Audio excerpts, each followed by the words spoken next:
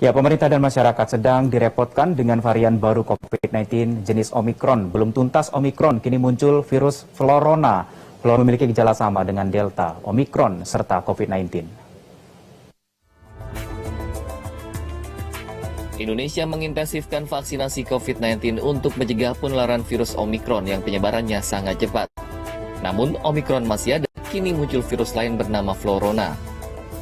Florona pertama kali muncul di Israel. Israel melaporkan kasus Florona pertama Kamis pekan lalu, sehari sebelum negara itu mulai menyuntikkan vaksin keempat kepada populasi yang rentan. Namun pakar epidemiologi Fakultas Kesehatan Masyarakat Universitas Indonesia, Tri Yunis Miko meminta masyarakat tidak mengkhawatirkan virus Florona. Menurutnya, Florona adalah infeksi ganda antara virus influenza dan virus COVID-19. Infeksi virus Florona hanya diketahui lewat pemeriksaan kepada pasien yang sudah terjangkit virus COVID-19 dan memerlukan penanganan khusus.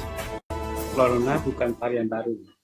Florona adalah infeksi double infection gitu. Infeksi antara virus influenza tipe A dan virus COVID-19 begitu, atau virus corona SARS-2.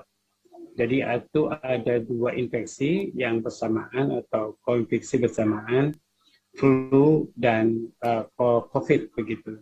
Maka disebut Florona. Jadi Florona adalah kena flu dan kena corona. Badan Kesehatan Dunia atau WHO sedang meneliti virus Florona di Israel. Florona dipastikan bukan varian virus baru dari persilangan varian-varian virus yang sudah tersebar di seluruh dunia. WHO akan mengumumkan jika terbukti ada kemunculan varian virus baru. Sementara untuk mencegah tertular Florona adalah dengan menjalankan protokol kesehatan, pemberian vaksin, dan pola hidup sehat. Sandi Carlos, JAK TV.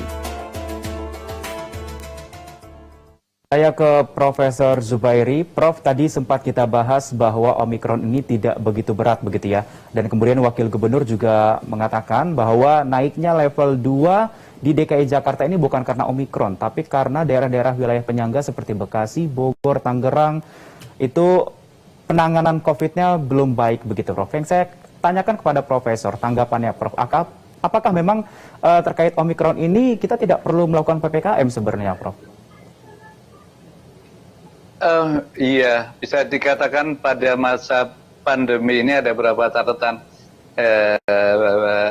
berlebihan sedikit. Saya kira lebih baik daripada jumawa, daripada kita terlalu pede. Jadi memang lebih ketat, lebih baik. Yang kedua, Omikron di Indonesia memang relatif baru sedikit, namun terjadi kenaikan. Positivity rate Jakarta dan Indonesia akan naik. Jakarta tadinya pernah sampai 0,3, sekarang ini udah naik ke 0,9%. Walaupun masih jauh di bawah 2%, namun ada kenaikan. Kemudian kalau dari jumlah kasus dunia pun, Indonesia memang benar masih rendah, kita nomor 132, jadi ranking bawah.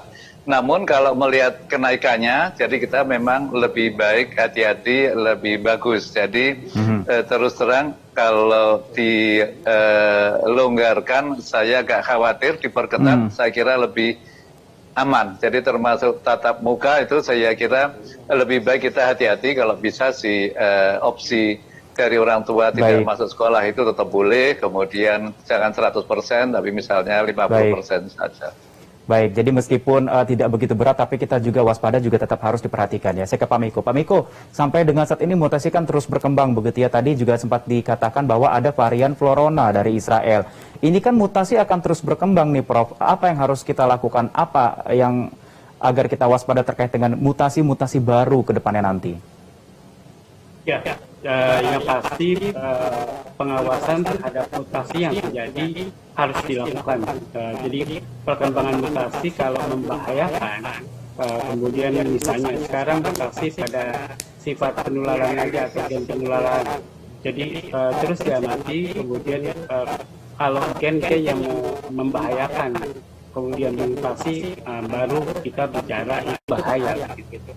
Kalau mutasi itu berbahaya, WHO akan mengumumkannya. Jadi karena semua mutasi itu diawasi oleh setiap negara, dan dilaporkan ke WHO, dan WHO akan mengumumkannya karena Baik. ini masih pandemi. Kalau wabah, maka Baik. wajib mengamati mutasinya. Baik. Jadi kalau sudah wabah ya atau endemis atau wabah di suatu negara, kalau sudah tidak pandemi begitu. Baik. Baik, intinya dengan adanya Omikron yang meningkat sampai dengan saat ini, meskipun tingkat Omikron ini tidak begitu berat, tapi kita juga tetap harus pada dengan Omikron ini. Terima kasih Profesor Zubairi Jurban, Ketua Satgas COVID-19 ID, sudah bergabung bersama kami di Newsroom. Terima kasih Prof, selamat malam. Dan juga ada Terima Pak kasih. Tri Yunis Miko Wahyono, Epidemiologi Universitas Indonesia, juga telah bergabung bersama kami di sini. Terima kasih Pak Miko.